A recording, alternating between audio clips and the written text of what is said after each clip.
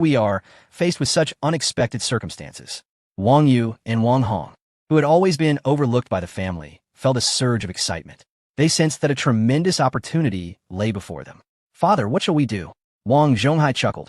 "Your elder uncle remains engulfed in grief over his son's death, and without the support of the elder generation, Wang Tian is akin to a rootless reed. Now is our prime opportunity to act." Chapter 377. Collective plunge. I am in robust health, and I have 2 sons. We're the most suitable candidates to take over the Wang family. I trust the clan will not overlook this fact. Ha ha ha. Surrounding Wang Zhonghai's residence were over 100 bodyguards, creating an impenetrable defense, ensuring no one could approach. Meanwhile, unbeknownst to the Wang family as they plotted, an uninvited guest infiltrated the underground network of their home. This individual, armed with blueprints and a flashlight, navigated through the labyrinthine passages, seeking their desired target. After nearly 2 hours of enduring foul odors and the stench of decay, they finally located a slender metal pipe. "At last, I have found you." Amidst the sweat and grime, a foreign man retrieved an electric drill from his waist pouch, its bit as slender as a needle. He sought a discreet corner and commenced drilling into a metal pipe. With but 2 turns, a stream of water, as fine as a needle, erupted from the pipe. Carlos smiled faintly, stowed away his tool, and extracted a cigarette from a metallic case in his pocket, igniting it with a flint lighter. After waiting for nearly an hour, Carlos glanced at the time. It was approximately 11 o'clock, a period when households generally prepared for lunch. The sound of water gushing through the pipes filled the air. Only then did Carlos produce an infusion bottle from his waist pouch, inserting the needle into the water pipe he had just breached. Holding aloft, he silently observed the liquid dripping into the water supply. He maintained this posture for a full hour until the liquid had entirely drained from the bottle, after which he tucked it away. He then retrieved another tool, gently sealing the leak in the pipe. Once he had tidied up all traces of his presence, he quietly exited the underground conduit. Discarding his work attire, he donned a sleek black suit and strolled elegantly down the street. Even though a pungent odor emanated from beneath his meticulously groomed exterior. Upon returning to his residence, he powered on his computer and entered a lengthy sequence of special URLs, revealing a web page filled with English text and code. After inputting a line of information, he finally took a shower. Meanwhile, Su Tang, engaged in a meeting with his subordinates, suddenly received an email. Upon opening it, he was momentarily taken aback. Noticing Su Tang's furrowed brow as he pondered the contents, his subordinates wisely fell silent. After a considerable pause, Su Tang lifted his gaze and said, Mr. He, let us conclude our meeting for today. I will review your performance metrics by year-end." "Very well, Su. Wishing you a swift recovery." "Thank you. I shall not see you out." "Understood. Please take care." After Mr. He departed, Su Tang reopened the email, the corners of his mouth curling slightly. "Yinyu, do you require anything? Please fetch me a suit. I need to step out." "Huh?" Lin Yinyu exclaimed in surprise. But Su Tang, "Nobu, go now." "Oh, right away." After Su Tang donned his attire, he, along with Lin Yinyu and several bodyguards, drove to a small pavilion by the Qian Lake, waiting in silence. Approximately half an hour later, a taxi halted at the roadside. From it emerged a foreign gentleman clad in a black suit, wielding a black umbrella. Before he approached, Su Tang caught a whiff of a potent fragrance, unmistakably overwhelming, as if he had bathed in perfume. "Dear Su, please do not take offense. I must present myself this way. Heaven knows the conditions of my work environment." Su Tang replied. "Yinyu, please wait for me in the car." Lin Yinyu glanced at the peculiar man, and then at Su Tang, affirming, "Yes. Su, call me should you need anything." "Understood." Once everyone had departed, Su Tang finally spoke. "Mr. Carlos, it is a pleasure to see you again. No, to be precise, it is a pleasure to see you again in the capacity of an employer." "Su Tang, haha, you are right. I, too, detest encountering you in any other manner." "Well, dear Su, your account balance has been depleted. I believe it is time for me to conclude my work." Su Tang was taken aback. Had $100 million truly been spent so swiftly? Carlos produced a stack of documents and handed them to Su Tang. "Everything is here," he stated. Upon receiving the documents, Su Tang noticed they were meticulously organized, akin to a job application. Each target was detailed with precise information: time of death, location, and method. There were even official death certificates from accredited medical institutions, the source of which Su Tang could only speculate about. She was aware of Wang Zhu and Wang Zhonghe. One had been assassinated in broad daylight, while the other met with a fatal accident. However, how had Wang Zhonghai and his 2 sons, Wang Yu and Wang Hong, perished at home from cyanide poisoning. Carlos explained the final task involved 6 fatalities. However, since the others were not direct heirs, consider them a complimentary addition, with no extra charge. I look forward to our next fruitful collaboration. With that, Carlos tipped his hat in a gentlemanly manner before donning it again, preparing to depart. Wait, Mr. Carlos, I would like to commission 2 more personalized jobs. Carlos glanced at his watch. You have 10 minutes, as my Great Wall tour is about to depart, and I do not wish to miss the first trip of my month-long holiday. Su Tang replied, just a few days of work, and you take a month off? She hurriedly produced photographs of Wang Tian and Wang Zhongtong and handed them over. Here they are, frontal images and background information. Carlos accepted them without a glance, pocketing them.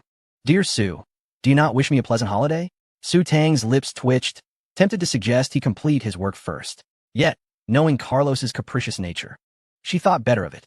After all, it had only been a month. She could wait. She then smiled brightly. Wishing you a delightful holiday. Thank you, goodbye. With that, he returned to the taxi waiting by the roadside and drove away. Su Tang held the documents for a while, a slight smirk appearing on her face. You dare to lay hands on my boss. I shall annihilate your entire clan.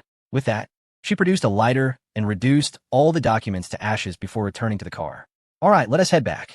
Oh, Lin Yinyu observed Su Tang's smiling demeanor and, for reasons unknown, felt an inexplicable shiver, while Wang Zhonghe's unexpected demise merely aroused public speculation. The cyanide poisoning of Wang Zhonghai's family led to an immediate collapse of all publicly traded companies controlled by the Wang family. Large institutions were frantically fleeing the market.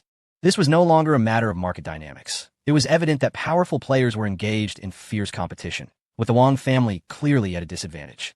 In the future, it remained uncertain what unforeseen events might befall the enterprises under the Wang family's control. Consequently, everyone was inclined to flee while they could.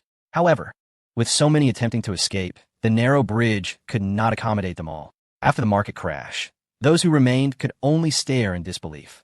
Only Chun Xiao, unencumbered by worry, laughed heartily. Chapter 378. Approaching the end of term in recent days, Tongxiao Capital has liquidated shares in dozens of companies, amassing over 43 billion. In truth, they still hold a substantial number of stocks borrowed from brokerage firms. However, the untimely demise of the Wang family members left them with insufficient time to divest. Thus, they have resigned themselves to this fate. Chen Xiao, not one to be greedy, has adopted a conservative strategy for the few occasions when market movements do not rely on concealed information. The future of these companies, in terms of potential trading halts, remains uncertain to him, hinging on the Wang family stance and their subsequent response. With the core members of the Wang family having perished, the internal conflicts over the redistribution of family interests are bound to keep them occupied for some time. Such occurrences have never transpired in the Wang family over the past century, leading to a palpable sense of disarray. Wang Tan, currently in mourning for Wang Zhonghe, upon hearing of his uncle's family's tragic poisoning, disregarded the solemnity of his father's funeral and hastily returned home. He stockpiled a truckload of bottled water and food and began living in seclusion, accompanied by bodyguards. Wang Zhongtong was equally astonished. Just as he had laid his son to rest, his younger brother's entire family had been wiped out. In his fear, he could not help but harbor resentment. Damn it! Whoever dares to harm the Wang family will surely pay the price. Oldly, he called. At your service. Wang Zhongtong commanded. Purchase tickets to the beautiful country. We depart tonight. Oldly replied. Patriarch, we have a private jet. Wang Zhongtong retorted. The approval process for a flight is too slow. Buying tickets is faster, even if it means sitting in economy class. Understood. Initially, the Wang family had hoped to have Wang Zhongtong take charge of the situation. Yet by the following day, his household had been left desolate. With the direct lineage decimated, the remaining members were either fleeing or hiding, resulting in fierce competition among the extended family for control of the family's assets. Within a single day, 2 more lives were lost.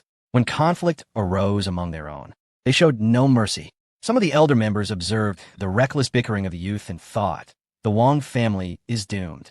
In desperation, they collectively sought to summon Wang Tian to assume leadership. Regardless of the circumstances, stabilizing the situation was paramount, with discussions of profit distribution to follow, lest the grand vessel capsize, dragging everyone down with it. However, upon arriving at Wang Tian's residence, they found themselves unable to enter. From a distance of 20 meters, Wang Tian, visibly guarded, called out, "What brings you here?" The crowd responded, "Patriarch, As the head of the family, you must step forward to lead during this crisis. Otherwise, Wang Tian shouted back, Patriarch, I resign. Find someone else. The group exclaimed, what a surprise. You all but fought tooth and nail for the position. Yet now, in a critical moment, you simply refuse? There are no other options. Wang Zhongtong fled on a plane last night. Wang Tian, in disbelief, exclaimed, damn it. Wang Zhongtong has fled? Indeed. Wang Tian turned to his subordinates and ordered, buy tickets. We too shall return to Europe tonight. As he concluded, he retreated into his home, leaving the remaining Wang family members exchanging bewildered glances. If even Wang Tian was unwilling to lead, it seemed the Wang family's great vessel was truly on the brink of peril. The death of Wang Ju had not instilled excessive fear among the Wang family members. However, ever since Wang Zhonghe's inexplicable demise, a series of bizarre deaths has instilled a sense of dread. In such circumstances, no amount of security can offer solace, for the source of the accidents remains utterly unpredictable. Thus, the most prudent course of action is to flee from danger and seek refuge. Wang Zhongtong, wise beyond his years, quickly grasped the essence of this predicament, prompting him to purchase a ticket on short notice, even if it meant traveling in economy class to escape. Wang Tian was not slow to react either. Upon receiving the news, he followed suit. Many others, too, emulated this behavior, leaving behind a group of greedy and oblivious individuals vying for inheritance. The entire Wang family was thrown into disarray, muddled by the chaos wrought by their own kin. Meanwhile, the mastermind behind this turmoil lay comfortably on a plush bed, savoring a luscious red cherry, its hue bright and inviting. With crimson lips and pearly teeth, she appeared particularly alluring. Su Tang's captivating eyes narrowed slightly, revealing a visage of pure enjoyment, inadvertently showcasing a hint of playful charm, until a knock at the door interrupted her reverie, and her demeanor swiftly returned to one of composure. Come in, President Su. Here is the annual financial report for the group. At Jining University, the semester was drawing to a close before one even realized it. Chen Xiao felt a twinge of nostalgia, despite having been given a second chance at life. He constantly reminded himself to cherish his university years and fully immerse himself in campus life. Yet, various distractions had disrupted his plans, and when he reflected on the actual time spent within the university, it amounted to only a few days. Ultimately, it was the abundance of friends that led to this disarray. One night here, a few days there, leaving little opportunity to reside in the dormitory. However, starting today, Chen Xiao planned to spend the majority of his time on campus, for in 3 days, final examinations would commence, followed by a month-long holiday.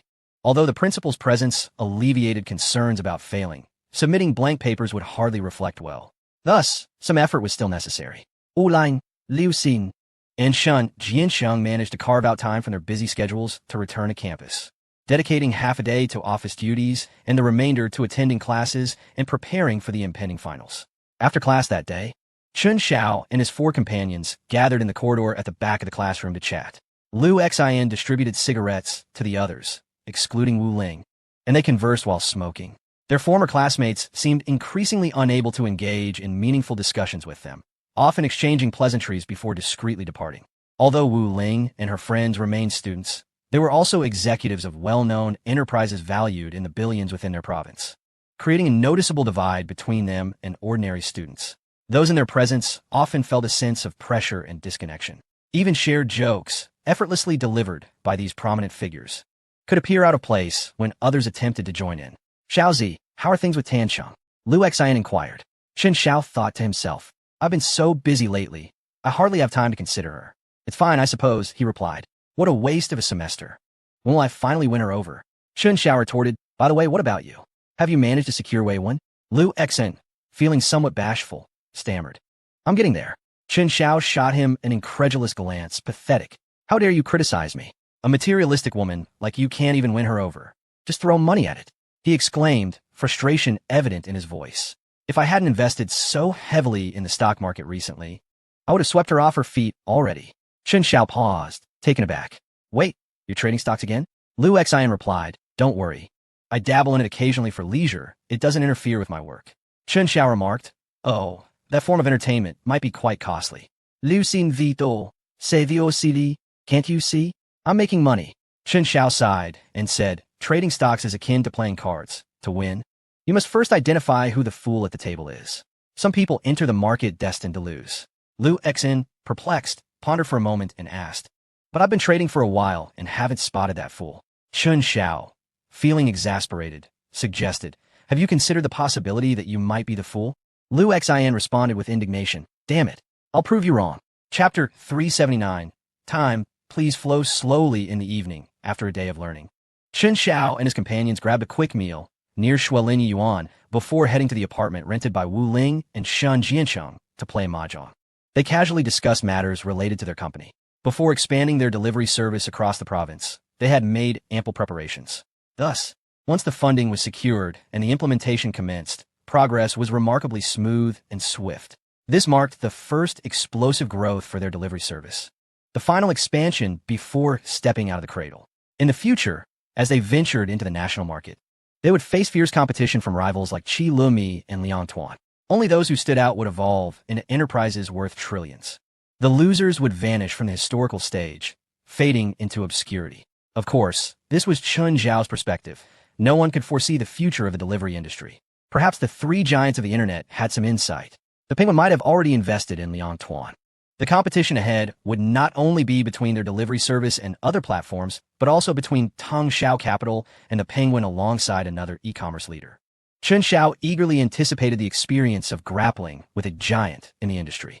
After the new year, let's relocate the company headquarters to the Magic City, Chen Xiao proposed. Wu Ling, Shen Jiancheng, and Liu Xin turned to him in surprise. "Why?" Shen Jiancheng inquired. Chen Xiao replied, "Because the Magic City has a greater pool of top talent that can support the future development of our delivery service." Wu Ling, drawing a card without wanting it, remarked, "I agree with Chen Xiao. In Jining, it may not seem significant. However, in the future, competing with peers will be challenging as Jining cannot meet our talent demands. Moreover, with the rise of smartphones, we are on the brink of tremendous growth and require a substantial number of professionals in this field." Chen Xiao was somewhat surprised by Wu Ling's insight. Liu Xin interjected, "I don't want to leave campus." To which Chen Xiao replied, "Then don't play. I've won, pay up."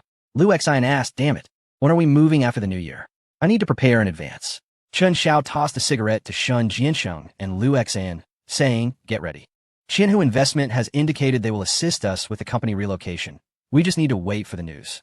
The three nodded in understanding. Even Liu Xin had come to realize the scarcity of talent, particularly high-end talent. Within the confines of campus life, there were simply too many restrictions. After chatting for a while longer, Chen Xiao stretched and said, "You all enjoy yourselves. I'm feeling tired." "I'm tired too. Shall we head back to the dorm?" Liu Xin suggested. Chen Xiao chuckled. "What kind of real man goes back to the dorm? I'm off to sleep at Yu Mingqi's place." Liu Xin retorted, "Damn it, you scoundrel." He couldn't help but envy Chen Zhao's charm in such matters. Yet, some things simply couldn't be envied. For instance, when he had finally mustered the courage to act like a rogue, he nearly ended up in a mental institution thanks to Wang Lan. Chen Xiao stood up with a grin. "You little rascal, go watch your little movies. I'm off to practice in the field." Liu Xin, "See, you'll wear yourself out one day." With a hearty laugh, Chen Xiao exited the room. Liu Xin glanced at Wu Ling and Shen Jiancheng, feeling as though he had just consumed another bowl of dog food. "Damn, I have a girlfriend too," he exclaimed, pulling out his phone as he stepped outside. At Yu Mengqi's residence, she was struggling with her books, dressed in a pink teddy bear pajama set, with her hair styled in an adorable bun. Her delicate face was etched with concern. When Chen Xiao arrived, she jumped up joyfully. "My dear, you're here." "Yes, are you studying?" "Indeed. I have an exam coming up." "Don't fret. I've already arranged for someone to assist you, so you won't fail," Chen Xiao assured her. "Thank you, dear, but I want to pass on my own merit." "Why?" Chen Xiao asked, puzzled, as Yu Mengqi was not typically known for her ambition. Yu Mengqi replied, "President Su spoke to me, and she made a valid point. To be your woman, I can't just be a pretty face, so I need to study too." Chen Xiao smiled gently. "Studying is a good thing, but let us pause for tonight and learn something else." Yu Mengqi, in her cute outfit, became even more enchanting when shy. "Let me change into something else." "You don't need to. I like this style." "Your two friends aren't here, are they?" "No, they didn't come today." "Oh, that is good." 10 minutes later, the four of them exchanged glances, and the atmosphere instantly became tense. Chen Xiao felt as though he could scrape the walls with his toes from the awkwardness and hurried back to the room. The cluttered dining table was left for Yu Mengqi to tidy up. Chen Xiao couldn't be bothered to think about how to explain things to her two friends. The bedroom featured a spacious balcony, adorned with Yu Mengqi's lovingly tended plants, in a designated smoking area that Chen Xiao had long utilized. Dressed in a thick bathrobe, he lounged on the balcony chair, smoking a cigarette. In the distance, students were drenched in sweat on the basketball court at Jining University, engaging in even more vigorous activities than he had just moments before. Ah, the exuberance of youth. Chen Xiao sighed appreciatively. Before long, Yu Mengqi entered, her cheeks flushed, playfully chiding, "You've let them see everything." Chen Xiao chuckled. "Do you really think they haven't seen it all before? Huh?" Yu Mengqi looked adorably bewildered. Every time she felt utterly exhausted, on the verge of fainting, how could she pay attention to so much? Chen Xiao smiled and said, "Don't overthink it. This is a private space. Let us not squander our fervent youth and splendid moments." Yu Mengqi replied, "No, you're still smoking." The next day, the company controlled by the Wang family opened with a significant drop. The situation was even more severe than the first day.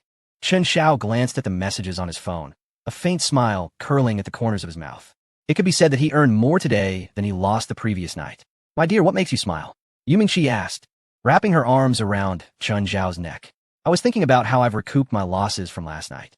"Should I?" Yu Mengqi's expression changed. I will make you breakfast." With that, she dashed off in her pajamas. Chen Xiao burst into laughter, gazing out at the bright winter sun, and couldn't help but exclaim, "Ah, the time of youth. Please flow slowly. My extravagant life requires careful savoring." Chapter 380. What if the target is abroad? After enjoying breakfast, served with meticulous care by Yu Mengqi, Chen Xiao donned a brand new down jacket worth 30,000 and descended to the school. As the saying goes, joy brings a refreshing spirit. Not only did Chen Xiao reap wealth and beauty, but he also received another piece of good news early in the day. The private jet previously ordered by Lin Yinyu, which he had awaited for months, was finally ready for delivery. If all went well, Chen Xiao would be able to fly home for the new year in his own private jet, no longer needing to borrow from Lu Xuani. In the car, Chen Xiao informed Lin Yinyu to prepare for the reception of the private jet, including arrangements for the pilot and cabin crew. Thus began his day of classes. He initially anticipated a smooth day ahead. However, upon finishing school in the evening, Chen Xiao received some rather unwelcome news from Zhong. "Boss, Wang Zhongtong has made several calls to the country from the beautiful nation, significantly improving the chaotic situation." Chen Xiao immediately glanced at the stock market. Most companies under the Wang family's control remained at a halt, yet a few had breached the limit and recovered several points. Chen Xiao knew it was time to start liquidating his positions. He was about to call Su Tang, but, recalling her injuries, decided to have Lin Yinyu relay his orders instead. "Hello, Yinyu, have Wang Peng take my call." "Oh, okay, boss. Traders are not permitted to use phones while working, so Wang Peng could not be reached directly." Moments later, when Wang Peng received the call, he was somewhat surprised, as it was rare for him to receive a direct call from Chen Xiao. Usually, it was Su who conveyed commands. "Hello, boss. Yes, start liquidating positions from tomorrow." "Huh? Boss, given the situation, these companies still have considerable room for decline." Wang Peng offered his perspective, as it was his duty. Chen Xiao replied, "No, it's better to secure profits." "Understood." Wang Peng promptly acted upon his boss's orders. After hanging up, he immediately convened a meeting to formulate the liquidation plan. Time spent in busy endeavors always seemed to pass exceptionally quickly. As the final examinations for Chen Xiao commenced, Tung Xiao Capital aggressively acquired shares of target companies. The companies under Wang family holdings did not immediately hit the trading limit today, but they did experience a notable decline. Seizing the opportunity, Tung Xiao Capital successfully closed their positions. Following the completion of Chen Zhao's exams, Tung Xiao Capital promptly returned all the borrowed stocks and received a summary from Wang Peng. This operation yielded an average profit of 23.543 billion, with a net profit of 10.1 billion, including the 20.5 billion in Chen Zhao's account. His total cash amount surged to an impressive 36 billion. In this era, possessing such a substantial sum of cash is indeed a rarity across the nation. In the dormitory, observing the smile that Chen Xiao could hardly conceal, Xiao Ji inquired curiously, "Brother Xiao, what delightful thoughts occupy your mind?" "Nothing much. Just earn 100 billion, Chen Xiao replied candidly. He never concealed his earnings from Xiao Ji. "Oh, what game are you playing?" Chen Xiao responded, "Blood of Legends." "Did you earn gold coins or ingots? Spirit talismans?" "Wow, Brother Xiao, you must take me along." Chen Xiao replied, "I'll send you the link to download the client later. You'll get 100 billion spirit talismans upon logging in." Xiao Ji exclaimed, "Damn, then you can enjoy it yourself." Chen Xiao paused, noticing a distinct tone in Xiao Ji's voice. This rascal had been well fed lately. Otherwise, How could he speak with such resonance? Have you been seeing Ma Yijia recently? Xiao Ji scoffed. Bah. A person like her is stingy. Not even a dog would seek her out. Chen Xiao retorted, damn it, ungrateful wretch. If it weren't for Ma Yijia, you would have long fallen to begging on the streets. However, he had to admit that Ma Yijia was indeed a bit miserly. Xiao Ji often had to spend tens or hundreds of billions just to secure a meal that might not even satisfy his hunger. So, have you reconciled with Yin Yin Yin? Mentioning this made Xiao Ji irate. Listen here, Xiao Zi. I'm telling you, even if I end up with a dog, I will never reconcile with her. Chen Xiao questioned, why do you keep mentioning dogs? Xiao Ji paused. Perhaps I've grown accustomed to it. My aunt always calls me Little Wolf Dog. Chen Xiao, sipping tea, nearly spat it out. Your aunt? It's astonishing that she refers to you as Little Wolf Dog. Cough. You wouldn't understand. Sometimes, having an older, attractive aunt is quite nice. Chen Xiao felt as though his mind had been struck by lightning, stunned by Xiao Ji's words.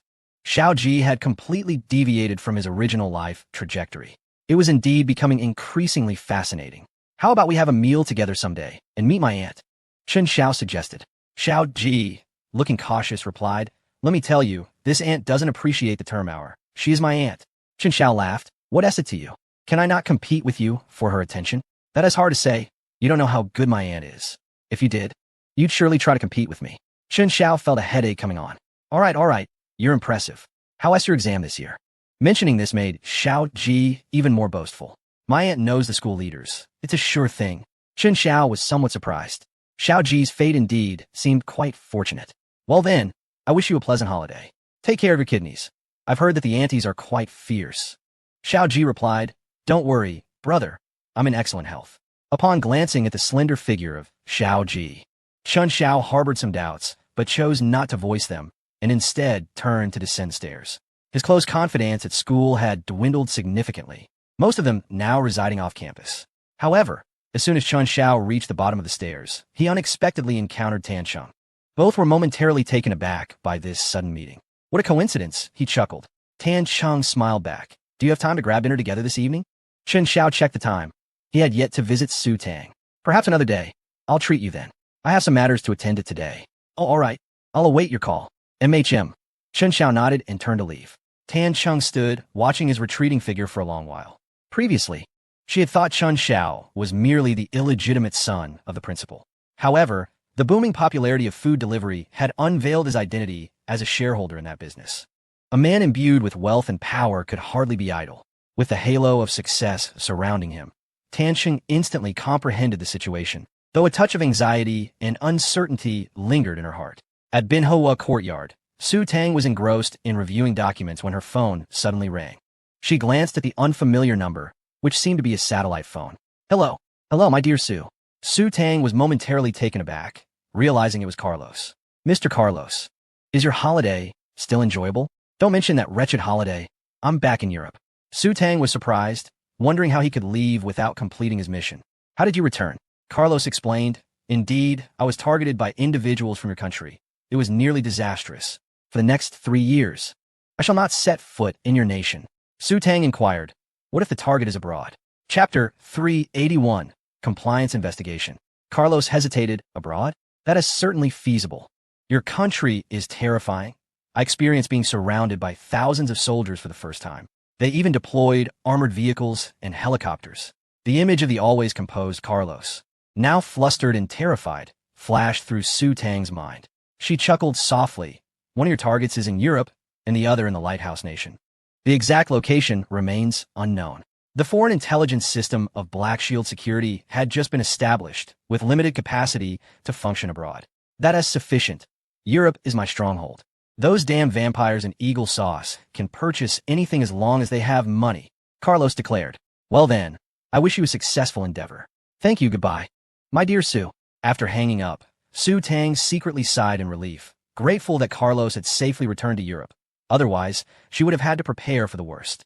Before long, Chen Xiao arrived. Su Tang instantly reverted to her serene smile, as if nothing had transpired. How are you? How do you feel today? Chen Xiao inquired. I'm fine now. There is no need to worry, Su Tang replied. MHM. Chen Xiao felt somewhat reassured. I've arranged for a doctor to conduct a follow-up examination for you tomorrow. Huh? Isn't that unnecessary? It is essential, Chen Xiao asserted unequivocally. Su Tang felt somewhat helpless, deciding to deal with matters as they arose. Suddenly, another thought crossed her mind, and she lowered her head, saying, "Boss, I seem to have exceeded my budget during this trip to Europe." Chen Xiao chuckled. "It's my money. Feel free to spend it. Even if it were over $100 million, or even 8 or 10 billion, it would still be insignificant." In truth, Su Tang's expenditures were not in vain. This event alone had allowed Chen Zhao's Tangxiao capital to profit over 10 billion. He had not only struck a blow to his rivals, but also amassed immense wealth. A true win-win situation. With this realization, Su Tang felt a sense of relief. Chen Xiao pondered for a moment before stating with gravity, "That matter should come to a halt. I do not wish to see you encounter any mishaps. Thunder has already arranged for the investment immigration. I will have him take over the subsequent affairs." However, Chen Xiao interrupted, "There are no buts here. Come, sign this contract." Su Tang was taken aback. What contract?" Chen Xiao smiled. "It's a stock transfer agreement." Su Tang was stunned. "A stock transfer?" "Indeed. This pertains to 10% of the newly established overseas financial company." Although Su Tang had spent $1.5 billion on the overseas financial company, there remained $7.8 billion in the account. Converted to domestic currency, 10% would amount to several hundred million. Furthermore, this was merely the initial capital. Once the owner commenced overseas operations, Su Tang could hardly fathom the worth of a 10% stake. "Boss, I cannot accept this," Su Tang refused. "Rest assured, I will do my utmost to assist you in managing the company." "Oh, this foolish girl," Chen Xiao sighed. "Do you not wish to step into my life?" Su Tang widened her eyes, momentarily at a loss for words. Stepping into his life. Wasn't that akin to becoming family? "If you desire it, then sign here," Chen Xiao urged, raising the contract again. "All right." Without hesitation, Su Tang took the contract and inscribed her name. For her, the identity of family held far greater significance than any shares or monetary gains. Chen Xiao tucked the contract away, saying, "Now, do take a good rest." Su Tang's cheeks flushed suddenly, and she murmured, "Actually, my arm injury is nothing to worry about." Chen Xiao coughed lightly. As he exited Su Tang's residence, darkness had already enveloped the sky. Chen Xiao reflected on the alluring interplay of desire and reluctance, a sensation of having yet to attain what one yearns for. Over the years, his wealth could swiftly placate the majority of women. Even those who were not particularly fond of money would find joy in the lavishness of a few million. Yet only Su Tang had grown alongside him, achieving mutual success, which bestowed upon Chen Xiao a feeling akin to romance. Su Tang's beauty encompassed the enchanting allure of summer rain, the cool elegance of Yan Bingxin, and the passionate warmth of Zhang Ting, entrancing Chen Xiao completely. Upon returning to the company, he noticed Lin Yanran's cheeks were flushed as well and could not help but inquire, "Yanran, did you go worship Guanggong? The last time I saw you, your complexion was similarly rosy." Lin Yanran's heart raced, for the reason behind her blush was the breaking of the office romance's unspoken rule, thus being closest to the boss. Wasn't she? Ahem, perhaps I might just be coming down with a cold. "Oh, then I shall grant you a holiday. Do take your rest. But do not infect me," Chen Xiao remarked. Lin Yanran, speechless, hurriedly replied, "It seems it's not merely a cold." Chen Xiao inquired, "What on earth is wrong with you, girl? Are you unwell? Perhaps you should receive an injection?" Lin Yanran gazed out at the brightly lit Tangxiao Capitol building, where the headquarters staff remained busy with their work. As the year drew to a close, various departments were engrossed in their tasks, including audits and summaries of subsidiary companies, consolidating this year's performance and deliberating next year's work plans. Though the group appeared devoid of substantial business, managing numerous subsidiaries certainly entailed a considerable workload. Chen Xiao had not left either, though his office was illuminated by a softer, dim light. Gentle music flowed from a $1 million sound system. Wrapped in a cozy blanket, he lounged in a top-tier electric massage chair, a glass of aged red wine resting beside him. Behind him, Lin Yanran stood lost in thought, her mind wandering. Outside the window lay the dimly lit Qian Lake, accompanied by the vibrant Qian Lake Pier and the surrounding scenic belt. Tangxiao Capital had consistently pursued the development of its environment. When they first arrived, this area was merely a desolate wilderness. Now, various infrastructures had been meticulously constructed, enhancing the landscape's elegance and charm. Nighttime was no longer shrouded in darkness. Many employees of the group could be seen jogging along the lakeside promenade after work. Chen Xiao observed everything beneath him, all creations of his own hands, and yet, this was merely the beginning. As winter breaks commenced at universities across Jining, Yu Mengqi, exhausted and weary from Chen Zhao's demands, was the first to return home. Chen Xiao's secretarial team had already arranged itineraries for everyone. Li Wenli departed early each year, as her home was in the distant west, requiring a week's travel. However, this year was different. She could fly, and in first class no less, allowing her ample time to prepare for her graduation personal exhibition. Zhang Ting was even busier, as a popular program host with numerous year-end events to attend.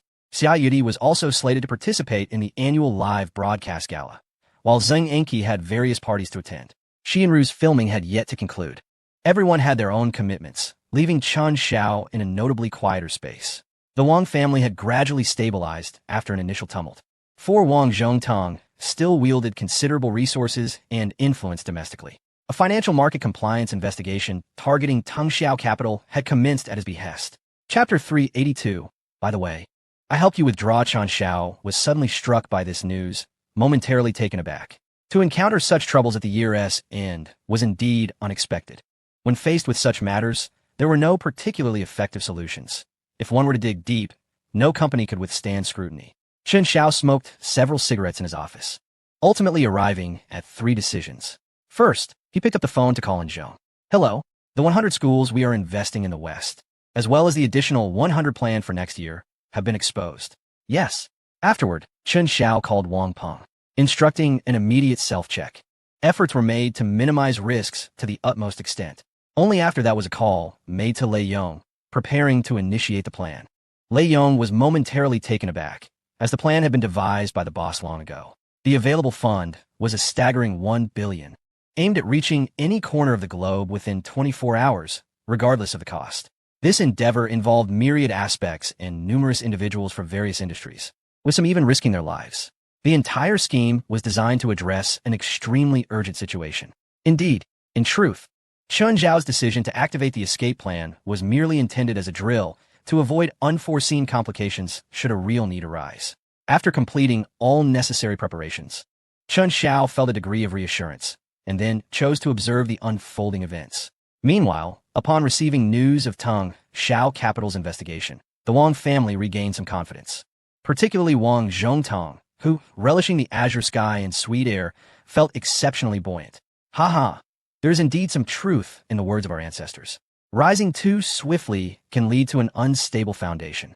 No matter how much wealth one accumulates, it ultimately becomes as ephemeral as a floating reed, vanishing without a trace, leaving nothing but emptiness in the end. Wang Zhongtong's steward, Old Li, chimed in, master strategizes from the shadows, achieving victory from afar. Ha! Wang Zhongtong laughed heartily, though he soon sensed something amiss. Having been forced to flee 1,000 miles away himself, how could he claim victory? He decided to observe the situation's development, ready to counter any moves. He was certain that escaping abroad was out of the question, as he had already made arrangements. Wang Zhongtong strolled across the lavish lawn, which cost over 100 million, feeling utterly relaxed. He and Old Li casually discussed Chen Xiao and the domestic circumstances. Unbeknownst to them, 5 kilometers away on a farm, Carlos was fine-tuning his equipment. For him, executing missions under the Eagle's watch was more convenient than anywhere else in the world. Acquiring weaponry in the land of opportunity was remarkably easy, requiring neither mental strain nor concern over dense surveillance. With a cigar clenched between his lips, Carlos meticulously calculated coordinates and trajectories. Before him was a 60mm mortar, and a voice crackled over the radio. Mr. Carlos, are you ready? The target is attempting to return. Give me a minute. I really don't understand why you would use a mortar. My 416 can turn those 2 into Swiss cheese with just 1 magazine. Carlos replied, You will never appreciate the elegance of the parabolic trajectory of a 60mm mortar round. It has been ages since I last fired, and it's rare to have such a splendid target. With that, Carlos carefully placed a cigar into the ashtray beside his coffee cup. Donning gloves, he retrieved a 60mm mortar shell from the ammunition box. Bang, bang, bang. He unleashed a rapid succession of 5 rounds, emptying the ammunition box, finally satiating his thrill. He removed his gloves, picked up his cigar again, and began tidying up the scene. Meanwhile, Wang Zhongtong was lost in thoughts of a bright future when suddenly a burst of flames erupted before him. Boom, boom, boom. A succession of 5 cannonballs struck around him, instantly engulfing the area in chaos. In the distance, an observer on a motorcycle gaped in astonishment. Damn Carlos. His aim remains impeccable. As the smoke cleared, It was evident that the target had been obliterated. The observer captured several photographs with a high-zoom camera before revving his motorcycle and departing. En route 66, Carlos reveled in heavy metal country music, his left hand clutching a bottle of beer as he leaned out the window, exchanging a celebratory clink with a motorcyclist while drinking and driving. Long live the land of the lighthouse, he bellowed. With merely a few $1,000s worth of secondhand mortar shells, he had secured a $25 million deal. Where else in the world could one find such exorbitant profits? This was all thanks to the system in the land of the lighthouse. Here, conducting business entailed minimal risk and great convenience. Given the location of the incident, it would take the local police at least an hour to arrive, and even then, they would struggle to find any leads. Moreover, Carlos's prey was of Eastern descent, generally overlooked in the land of the lighthouse. No one would go to great lengths for their sake. Meanwhile, far away in Europe, Wang Tian was indulging in a life of excess. Suddenly, upon hearing the news of Wang Zhongtang's death by cannon fire, he was left in stunned silence for a full 5 minutes. What the hell? Wasn't Wang Zhongtang conducting a compliance investigation into Chun Zhao's company? How could he have vanished in the course of his own inquiry? Regaining his composure, Wang Tian promptly expelled the 2 blonde foreign women from his bed and began to frantically dress. Hurry, to the headquarters of the security group. Yes. Upon learning of Wang Zhongtang's demise, Wang Tian immediately fled to his father-in-law's residence for refuge. He realized that there were no mere coincidences. It was likely that professionals had been manipulating events behind the scenes since the onset of Wangju. In their homeland, people might have been restrained, resorting to orchestrating accidents. But abroad, they were brazen enough to resort to cannon fire. At Qianhu, Chun Xiao was leisurely fishing on the deck of his yacht, savoring a rare moment of tranquility. Suddenly, a jolt shook the vessel, and his bodyguards quickly surrounded him. The outer guards rushed to assess the situation and returned shortly with a report. Boss, we were struck by a fisherman. Chun Xiao rose to investigate, only to find a middle-aged man in a straw hat, paddling a wooden boat that had collided with the side of the yacht. The damage seemed minimal, likely reparable for a mere 100,000 or so. Never mind. Just be more careful next time, Chun Xiao remarked. Thank you, Mr. Chun, the fisherman replied. You know my surname is Chun? The fisherman smiled and removed his hat. I not only know your surname is Chun, but I also know you are the chairman of Tongshao Capital. The atmosphere instantly grew tense, with bodyguards on high alert around the middle-aged man. Chun Xiao gestured for them to relax. My friend, I sense you might know a bit more, don't you? The middle-aged man chuckled. Your intuition is quite accurate. Wouldn't you invite me aboard your luxurious vessel for a chat? Chun Xiao paused momentarily before turning to smile and saying, Please. The middle-aged man returned a smile, maneuvering the boat to the steps before gracefully leaping onto the platform. Naturally, a thorough inspection was necessary to ensure he bore no concealed weapons, and the gentleman complied without hesitation. Once everything was deemed satisfactory, the two settled on the aft deck, where hot tea was served. Mr. Chun, this tea is exquisite. We seldom have the pleasure at our establishment. Chun Xiao quickly noted the mention of establishment. May I inquire which organization you represent? Oh, just call me Old Joe. The organization is of little consequence. I'm merely a small intermediary, he replied. Chun Xiao felt a twinge of confusion. A small intermediary? Ah, by the way, prior to our meeting, I heard there were inquiries into your Tingxiao group. I took the liberty of having them dismissed, Old Joe stated nonchalantly. Chun Xiao exclaimed, What? A deal of 300 billion. Are you interested? You managed to cancel it just like that? Please, I'm no one of importance. Don't misconstrue my role. Old Joe hastily gestured. Chun Xiao was taken aback. Given the context, it was clear who Old Joe represented. Well, my friend, enjoy your tea. I shall return shortly. Old Joe waved dismissively as Chun Xiao stepped aside to inquire with his subordinate. The investigation into our company has indeed been revoked? Yes, boss, we just received the news.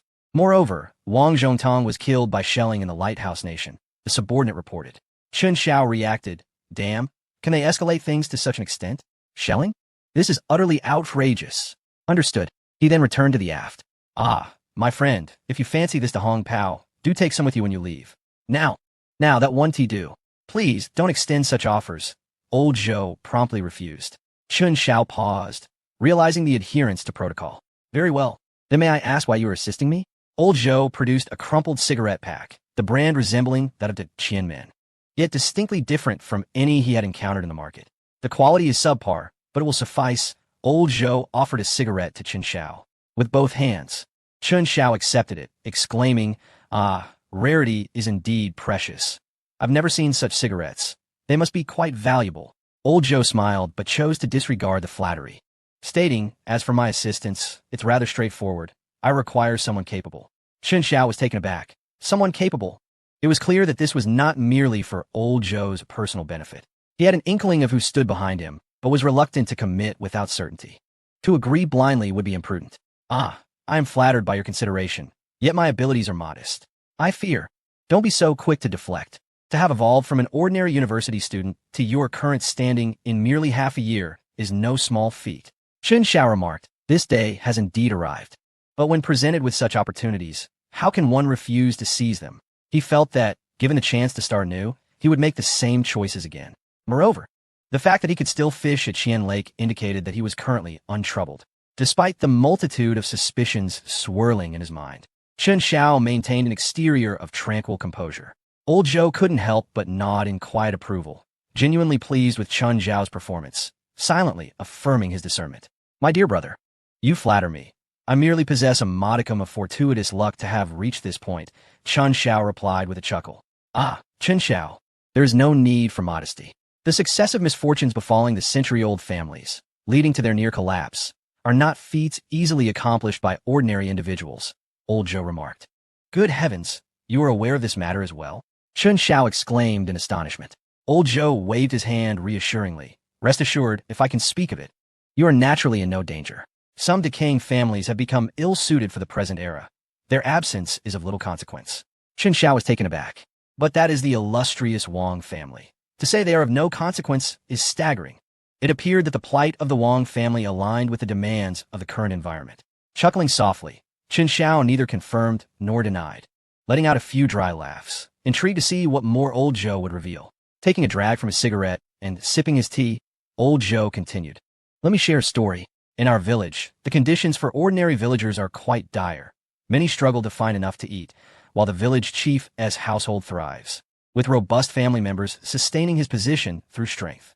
Yet, we, who started from humble beginnings, have gradually become self-sufficient and physically strong through hard work. Our newfound strength becomes a threat to the chief's authority, and naturally, he will not passively watch us flourish. He will seek to undermine us, employing various methods to ensure we remain compliant to exploitation. What, then, should we do in such a situation?" As someone who had experienced such matters firsthand, Chun Xiao understood the implications of Old Joe's words. His predictions were astute. Currently, it was merely a warning. It would be several years before a reliable figure emerged in the Lighthouse Nation, marking the true onset of economic and trade confrontations. Old Joe continued, "And you, my friend, are one of our most promising potentials, destined to step out into the world and gain experience. I am confident you will fare well. There is no need for any formal commitment. Simply lend a hand to our family when the moment arises, and that will suffice." Given the gravity of the conversation, Chun Xiao understood that to remain oblivious would be imprudent. With Old Joe as his ally, a source of strength many would envy, particularly in light of the Wang family's predicament, the implications of such support were immense. "Very well. If you require my assistance, do not hesitate to ask. Although my abilities are limited, I wish to serve my country," he declared boldly. "Hold on," Old Joe interjected sternly. "Remember, this is for my personal endeavors, unrelated to anyone else. Should any issues arise, I alone shall bear the responsibility." Old Joe's expression was exceedingly serious, prompting Chun Xiao to feel a newfound respect. Certain matters must remain discreet, yet someone must take action. These individuals, regardless of their merits or faults, often go unrecognized, dedicating their lives to silent contributions solely for the sake of their convictions. "Understood," Chun Xiao replied affirmatively. Old Joe drained his cup of tea in one gulp, smiling as he rose, exclaiming, "What a delightful tea! Our family's finest." He then departed the boat, leaving Chun Xiao gazing at the wooden vessel receding across the surface of Chien Lake. A rare sense of unease stirred within him. It became evident that the domestic financial market must not be overly indulgent moving forward. The focus should shift primarily towards developing real industries, gradually transitioning finance towards international realms. Yet, he pondered when the concealed information regarding foreign market trends would manifest. Accounts at all major global exchanges had already been established. "Boss, our subordinates appear hesitant to speak," someone remarked. Chen Xiao returned to his senses and replied, "Continue fishing. We shall have lunch aboard." "Yes, sir." Old Zhou's appearance had directly ushered in the downfall of the Wang family. Wang Zhongtong met his demise far from home, and the immense Wang family estate was systematically dismantled. Although ostensibly, the vast holdings were divided amongst Wang as descendants, Chen Xiao knew that little of value truly remained with them. For instance, the land parcel worth 300 billion, which had been seized from Yin Ziyuan by the Wang family, had neither reverted to its rightful owner nor was it acquired by the Wang heirs. Instead, it had fallen into the hands of a newly registered company with a mere 10 million in capital. Chen Xiao had been perplexed until old Zhou's call arrived. "Hello, Chen Xiao. To demonstrate my sincerity, I have a 300 billion deal. Would you be interested?" Chapter 384. "I am merely a broker," Chen Xiao responded. "Brother, are you still willing to do business with me?" Old Zhou chuckled. "Why not? I proclaim myself a broker. I engage in all sorts of dealings. So, what business are we discussing? I've heard you have a real estate company. Are you interested in the Yindu plot number 13? Chen Xiao was taken aback. "Of course. I am interested, but previously, the Wang family held sway over it, leaving me no opportunity. Now that the chance is before me, how could I refuse? Indeed, I'm interested. What is the price?" Chen Xiao replied. "The land parcel was acquired by Yin Ziyuan at a low price of 300 billion, thanks to the Wang family's assistance. It has appreciated significantly since then, with a market value estimated between 350 to 380 billion. Are you really willing to sell it to me for 300 billion? Old Zhou clarified. "I mean no offense. The primary reason is that I believe in your Yida Commercial Group's operational philosophy, which deserves support. In the future, it may create numerous new jobs. Additionally, I wish to confirm my identity with you and alleviate any doubts you might have." At that moment, Chen Xiao understood his intentions. Regardless of who ultimately held the land, it would contribute positively. If he were to take it, his contributions would be more substantial. "Thank you, brother. There's no need for thanks. Just focus on your work. Farewell." After hanging up, Chen Xiao found himself chuckling. Previously, Yin Ziyuan had fought tooth and nail for that plot of land, employing every means at his disposal, only to end up empty-handed as it was seized by the Wang family. Chen Xiao never imagined that the Yindu plot No. 13 would eventually find its way into his possession. He wondered how Yin Ziyuan would react if he were to learn of this turn of events. Reflecting on the matter, Chen Xiao concluded that the affairs regarding plot number 13 should be entrusted to Yin Bingqin, given the significant amount involved in the transaction. After all, he was not at ease in trusting such matters to just anyone. "Hello, Sister Qin. Have you been busy with work lately?" Yin Bingqin closed the office door and then walked to the balcony, saying, "My dear, have you missed me?" Chen Xiao replied, "Cut it out. We have serious matters to discuss." "Really?" Yin Bingqin inquired. "I've recently met 2 girls from Yindu Film Academy. Am I that kind of person?" Chen Xiao asked. "How old are they?" Look, Yin Bingqin responded. Chen Xiao remarked, "I'm just asking." "Huh, as if I would believe you. Enough of that. I genuinely need to call you about something important. You must fly to Yindu immediately to purchase a piece of land worth 3 billion. "What? 3 billion? Yes. Why does that sound so familiar? That piece of land previously filmed by Yin Ziyuan was also valued at 3 billion. "Exactly, it's that very land." Yin Bingqin questioned. "Are you really so confident in entrusting this task to me? Aren't you afraid I might secretly seek benefits for my father?" Chen Xiao chuckled. "You are my woman. Of course I trust you." What bolstered Chen Xiao's confidence was old Zhou. The matters he designated would not be easily swayed, even by Yin Ziyuan or the Wang family. However, after Chen Xiao's words, Yin Bingqin felt an overwhelming sense of gratitude. At this moment, she would likely agree to anything. "Chen Xiao, thank you. There's no need for such formality. Just get the job done and await me in Ice City." "All right." After hanging up, Lin Yinran approached with her long legs. "Boss, the private jet you ordered has arrived. Would you like to take a look?" "Oh, that sounds wonderful." Chen Xiao stood up and replied. "I will make the arrangements." "Understood." Lin Yinran slightly bowed and then turned to leave. Chen Xiao observed her silhouette, sensing a change from before. After some contemplation, he realized that Lin Yinran's attire had indeed transformed over the past few days. Her high-heeled shoes were taller and slimmer than before, her pencil skirt was shorter, and her white blouse fit more snugly, complemented by black stockings. Chen Xiao couldn't help but shake his head. In a Mercedes-Benz 600, with a bodyguard in the passenger seat, Lin Yinran